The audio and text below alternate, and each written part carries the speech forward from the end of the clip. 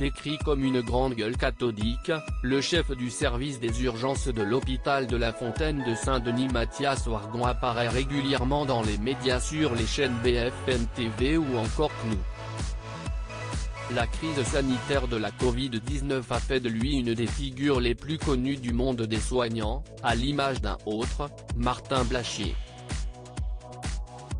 Dans Paris Match il y a 2 ans, l'homme qui clame haut et fort ses convictions avait été interrogé avec sa femme qui n'est autre qu'Emmanuelle Wargon, ministre déléguée au logement. Un couple au débat passionné et à l'amour solide. Marié au médecin urgentiste Mathias Wargon, Emmanuelle Wargon Nestolerua a avec lui 3 enfants, nés entre 1998 et 2004. Lui est provocateur et aime la castagne et la polémique, ce qui a fait de lui un invité idéal pour réagir aux informations sur le coronavirus qui rythme la vie du monde entier depuis 2 ans. Elle est plus nuancée, parfois un peu cadenassée, rapporte le magazine. Si est-il chez des amis communs qu'ils se sont rencontrés il y a plus de 30 ans. Ils sont étudiants, en prépa HEC pour madame, en médecine pour monsieur. Ils viennent chacun d'un milieu différent puisqu'Emmanuelle Wargon est la fille d'une mère énarque et d'un père polytechnicien, Lionel Stoléru, membre des gouvernements Chirac et Barre puis ministre d'ouverture sous Michel Rocard.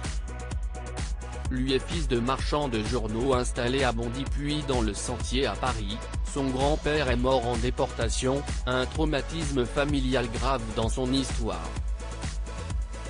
De la famille de son mari, elle dira, la famille de Mathias, plus envahissante, plus chaleureuse que la mienne, m'a très vite adopté. Ensemble, ils affrontent des métiers intenses et aussi la maladie puisqu'ils ont chacun eu le virus de la Covid-19. Confinés avec leurs 3 enfants de 16 à 22 ans, ils ont démarré cette période en passant 2 semaines au lit. Ils ont une version intermédiaire de la maladie, lit-on dans Paris Match. Le médecin précisera avoir encore des lésions au poumon lors de l'interview publiée en août 2020.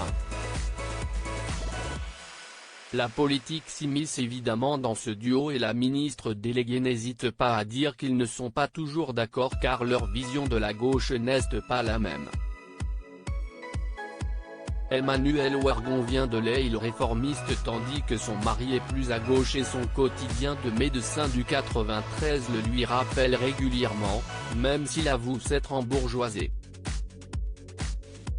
Il a déjà rencontré le président de la République Emmanuel Macron en 2020, quand il a invité les ministres et leurs conjoints à dîner à l'Élysée. La moitié des gens lui ont dit qu'ils le suivaient sur Twitter, s'amusait-elle à dire à Paris Match.